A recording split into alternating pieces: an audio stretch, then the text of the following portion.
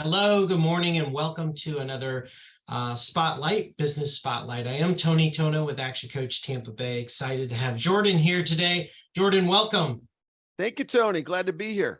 Awesome, awesome. So Jordan, tell us a little bit about what you do and how long you've been doing that. Oh, well, thank you. It's mostly, I guess, to put it into one sentence, it's television syndication, production, and distribution. So essentially what I do is I go to sporting events, both domestically and internationally, and I produce the television side of things. And then I take the final product after post-production, editing the show, and sell it to television affiliates and television networks. So it's essentially distribution, syndication, and production of sports content. And I specialize in combat sports. So I'm doing a lot of mixed martial arts, boxing, Lethwei, Muay Thai, some exotic styles from Asia, some kickboxing from Eastern Europe, a lot of boxing and a lot of mixed martial arts. Okay. Now, how long have you been doing this?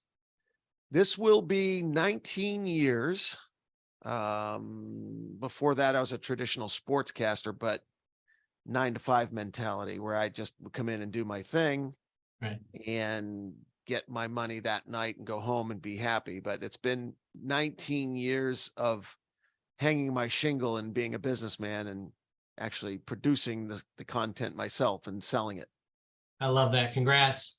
I Thank don't know you. if you're, yeah, man. I don't know if you're familiar with the statistics, but 85% of businesses go out of business in the first 5 years. Whoa. Yeah, it's probably good that I didn't know that. And 90%, yeah, and 90% in 10. So congratulations, you are in the elite group. Thank you. Thank you, Tony. That you made my day. Yeah, that's that's really good to hear. There's definitely some highs and lows, no question about that. Oh yeah. Oh yeah. So who's a good who's a good customer for you? Well, I have customers kind of on both ends. So I have one set of customers that would be the television networks. Probably my largest television network is NBC. So I have deals in place with all of the NBC sports regional networks, including Los Angeles, California, New York, all the big cities, Boston, Chicago. So that's kind of one customer. I need to keep them happy. My content has to be well produced. Right. And then the other main customer for me would be the actual promoters of the event itself. Okay. They need to be happy. So I need to do a good job telling their story. They have fighters who they put on their cards, and they have a brand, and there's definitely brand messaging that I need to get it right. Based on their story. And with every different state I do shows in, and certainly every different country I do shows in, that story is vastly different. So that can be tough ground to walk, but I enjoy walking it. And as long as I have happy promoters and happy television networks, I can keep that shingle on the wall. I like it. I like it. So it's been 2 decades. What kind of changes have you seen specifically in the last couple of years with everything that's been going on with your business? Well, everything used to be linear. Everything used to be broadcast, and everything used to be, bunny ears. And there were probably only 5 or 6 players in the space. Now, with the whole streaming revolution, and everybody has a smartphone, everybody's a producer, everybody's a director, everybody's creating content. Really, you've probably noticed this as well, Tony, that content is king. Yeah. Having great content, whatever it is, whether you're a regular traditional sports producer, director, or a movie producer, or, you're trying to get messaging out about your brand, you need people who know how to write good copy and produce good copy. But everything's video now. I'll ask you, I think you're right around my age. When you need to learn something, are you reading anymore, or are you going to YouTube and watching someone demonstrate it for you visually? Yeah. And that's the truth, right? So if I'm working on my 67 Mustang, it's YouTube, right? Right. So, you're 100% correct. And the sad thing is I've got a big old, mechanic book. And I think I've looked in it maybe 5 times since 2008 when I got the car. So you're 100% right. It's just easier to have someone explain it to you. You get to watch them doing it rather than to read these manuals like we did in the Mhm, old days. mhm. Video is king. And fortunately, I've been doing video now for 40 plus years.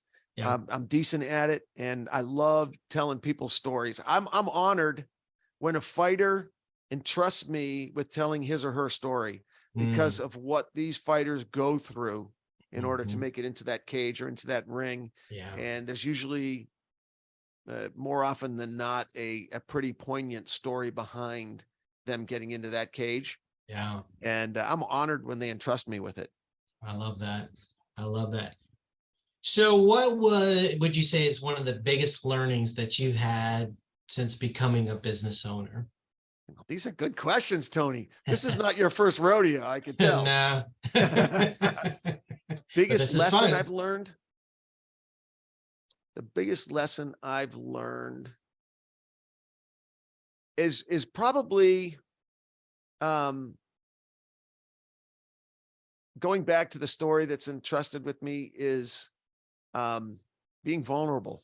Mm, And so when I'm on site and we're doing it, we call it fight week because you get mm, there about a week early. And I'm interviewing fighters and I'm working with my production crew and I'm working with the promoter. I think keeping the ego in check yeah. and being vulnerable and speaking truth. And when I don't understand something, just saying, I don't understand. I don't get this. What are you trying to say? What are you trying to do? And Yeah. I'm lost. And I always thought, the world caves in when you admit you're lost or you don't know what you're doing. And I had this resistance to ever doing that, being that vulnerable. And it was strange when I started doing that and saying, I don't know. Mm, I realized that was one of the most powerful sentences I've ever learned to say. I don't mm, know. It creates a freedom. It creates a room to breathe in a conversation, and it lets the other person be the expert. And I learn. I yeah. realize how much I don't know. Yeah. Staying Yeah. curious is I probably love the that. yeah. I love that. Years ago, I had oh, this is years and years ago, had a owner of a business say, you know what? You're coachable. You're going a long, long way in life. And that's basically what you're saying. When you don't know what you don't know, but you're willing to figure out what it is and get it applied, that's being coachable. And that's why you've been in business for almost 2 decades. And I love that. So do you have anything coming up that you want to share with everyone? I don't know, event or any kind of offer or community thing going on? Well, I would love it if people came over to unitedfightalliance.com and checked out our television schedule.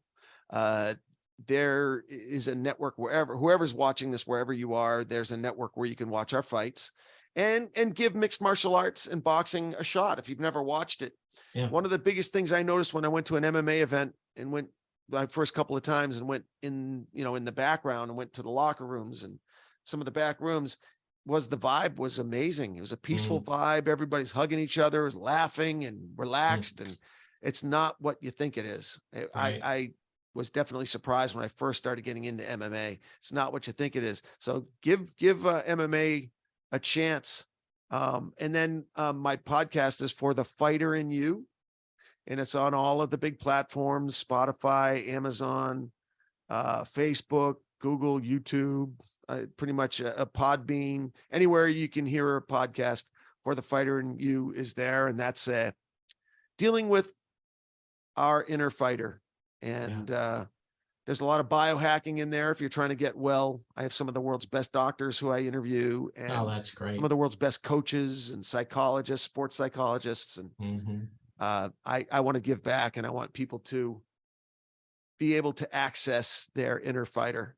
Yeah, I love that. Law of reciprocity.